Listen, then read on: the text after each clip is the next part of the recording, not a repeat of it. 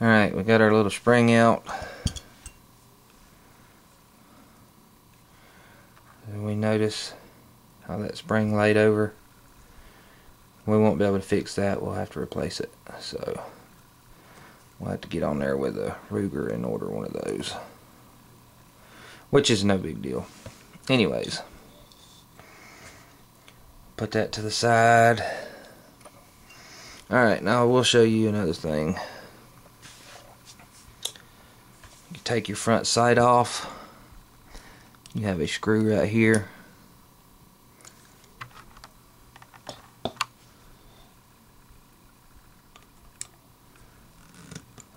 When you know. I need my bigger screwdriver.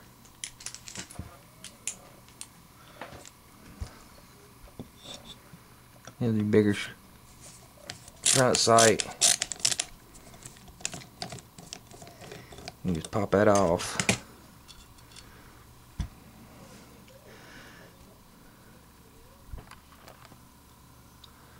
And that's all it is to your front sight. You know, you can change them or whatever you want to do to them. I'm going to set that to the side. Alright, moving right along. You have a screw here. On the other side, it's spring loaded. This is what, you know, you move your bar in and out of. What I like to do is just hold that, turn that screw out. As with anything with springs, you know, everything's under pressure, so you want to do it real easy so you don't go shooting springs out everywhere. And you take that out, and on the other side you have a spring that goes in this little cup that's threaded, and I usually always like to put this back together so you don't lose the little spring. Alright, next order of business is going to be to take off our little ejector rod and rail and spring, and you just have this one little screw right here. You can just loosen that up, take that little screw out, and it'll hold on to it, because put it back in there and show you how it comes out.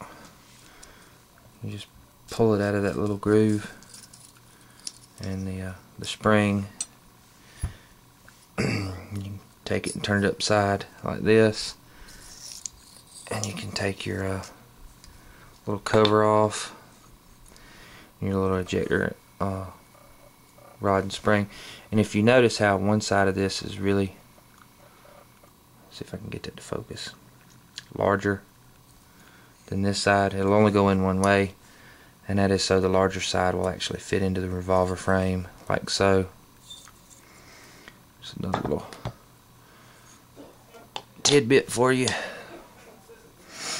Alright, the next thing we're going to be taking off is we're going to take off this rear sight. It's pretty simple. I'm going to stop the video here, and because we're getting close to where I need to stop at, and we'll go from there. Alright, we're going to take some of these little parts and put them out of our way. Even the little spring that we're going to have to replace. Let's set it to the side.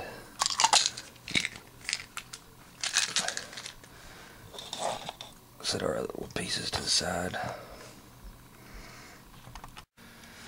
Sorry about that, guys. Had to reposition everything where you could see it a little bit better.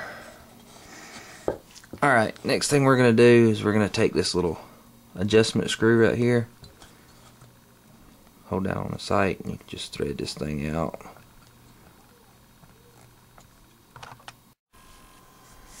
Alright guys, sorry about that. Had to change memory cards. You know how that goes. Anyways, finished taking out this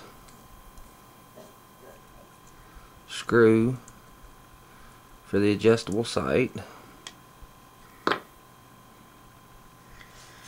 And if you look, you can get that first spring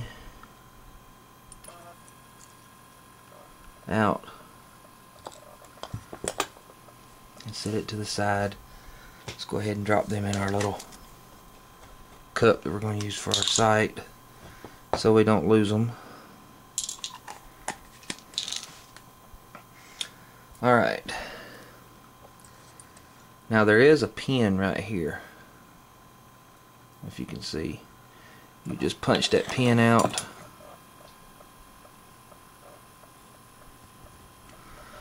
and it's going to be a bear, so we'll have to do it with the hammer. Won't take me just a second.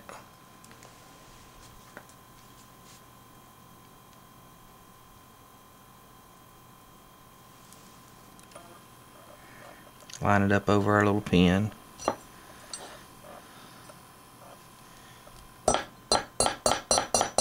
Give it a tap.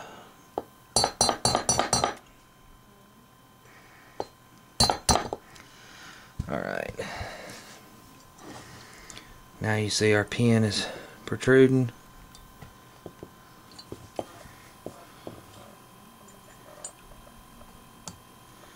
We can just push it all the way out. There's your little pin. And then you can take your sight off, and if you look, there's two holes under here. When you put this back together,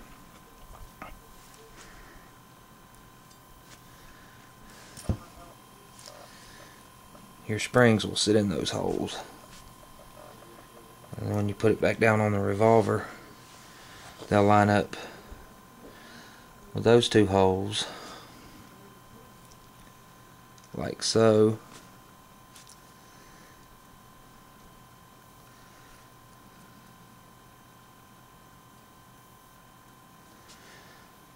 Like so, and then your sight will sit right on top of it with your adjustment screw. That's what gives you adjustment. So we've got that. Now there is one more screw we need to take out, and that is right here.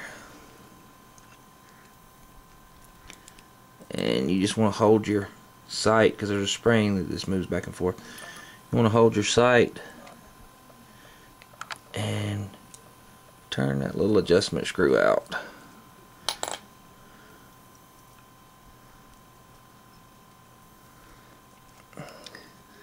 Once you have that took out, it'll relieve pressure on it. And if you look in here, there's a little detent, and there's actually a little detent on the sight. But you can push this back and out of that detent. I will try to do it on camera, but we will see. It's liable to go shooting across the house.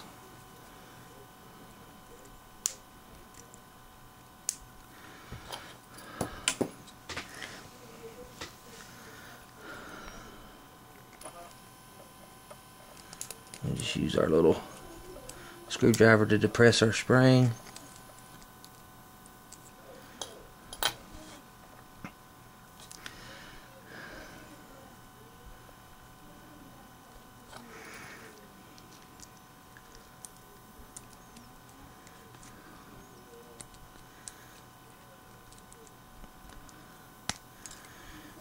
And it can be a bear.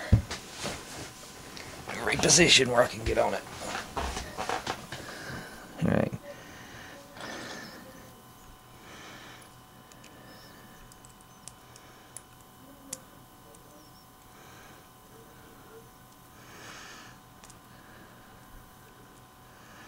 I usually take this off with it on the revolver. In fact, that's probably would have been an easier way to do it.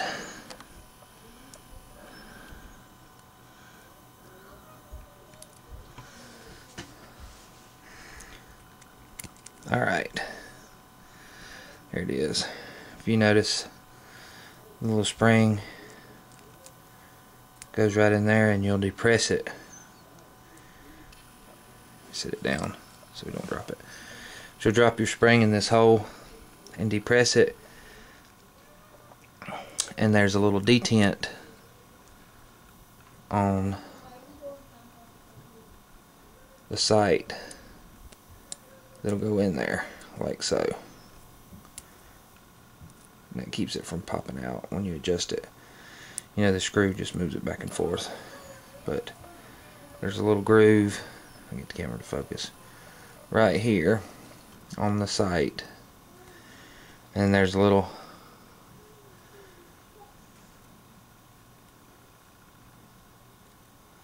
detent on the sight itself that fits in that hole.